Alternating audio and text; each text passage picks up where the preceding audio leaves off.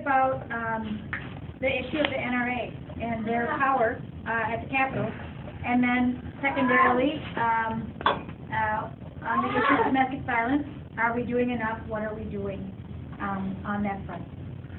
So I'm going to be really clear about this, and I want to make sure my GOP trackers in back and the NRA folks that hear this understand exactly what I'm talking about. Nobody is going to take away your guns. It wouldn't be possible. We are in this tug of war between two things that are never going to happen. And it's a sick, dysfunctional discussion that causes us not to solve the real problem of gun violence, and I am absolutely sick and tired of it. The idea that there's this liberal conspiracy of big government that's taking away your guns is as crazy as they come, and I've heard some crazy ideas. The idea that we have the right to bear arms is rock solid in our Constitution, and that's the way it is, whether you like it or not. So we can let go of the fantasy land that's going on in this discussion and address the real issue of mental health and curbing gun violence through education. Now, I am in favor of universal background checks. I own a gun.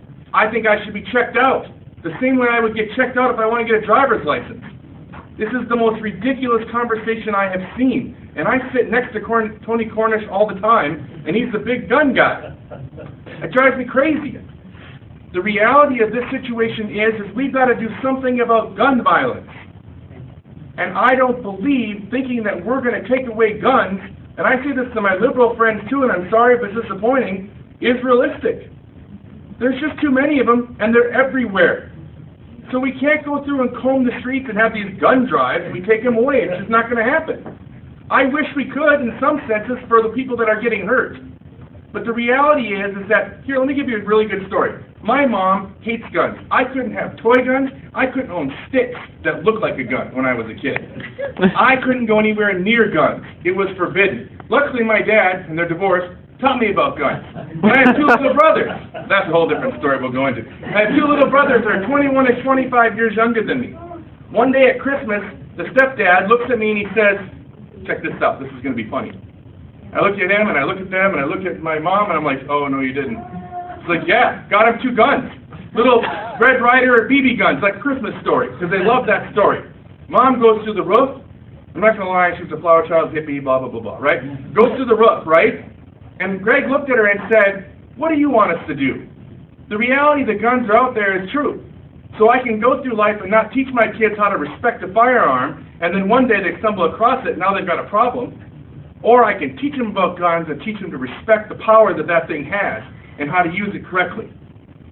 Now, I wish we could do something that involved taking guns away to the point of, let me be clear about this, to the point of that it would have some sort of effect that didn't also engage in this question about our Second Amendment rights. But that's not possible. I don't believe it is anymore. There's just too many of them out there everywhere. When we tried to do the gun ban for the assault rifles, right?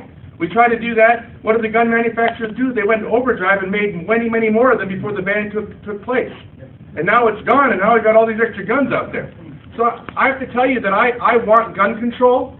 I am not afraid, nor would I ever support taking guns away, but there's got to be a line drawn. And I think the NRA stance is insane, and I do not support it.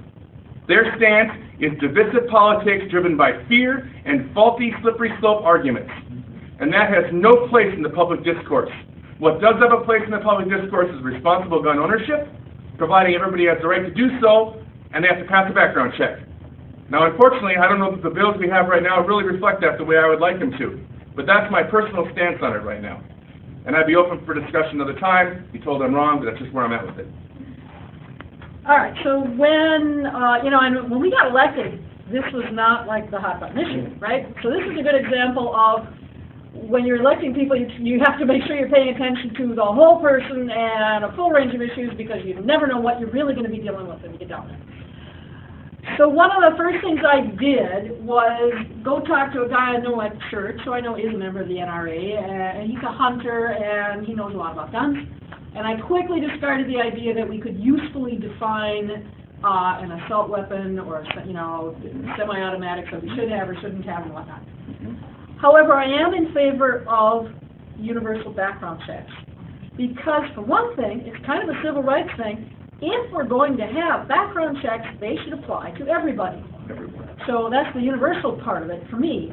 And it doesn't really make sense, the common sense part of it also, that you're going to have them and then have these giant loopholes that people can go through.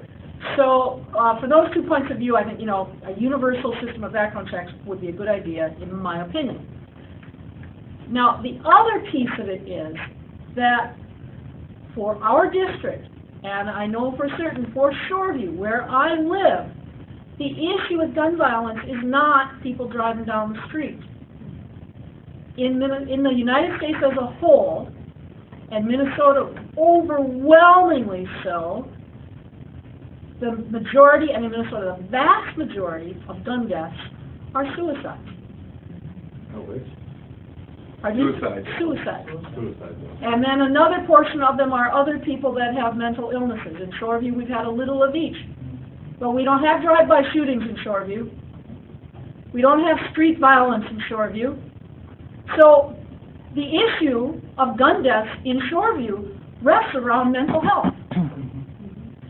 And so this gets to one of the confusing things when you look at the statistics, because the statistics, on the one hand, people say that the states that have stricter gun regulations do not have less violent crime, but on the other hand, they do have fewer gun deaths.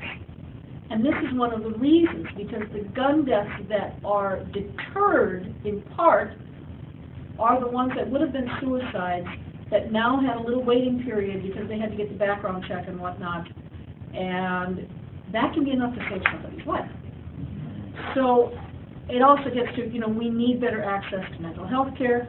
A number of very unfortunate things have happened, including the one at the Action signage, and a couple that have happened in Shoreview in the 20-odd years I've lived there, have been situations where family members knew that someone needed help and were unable to get it for them.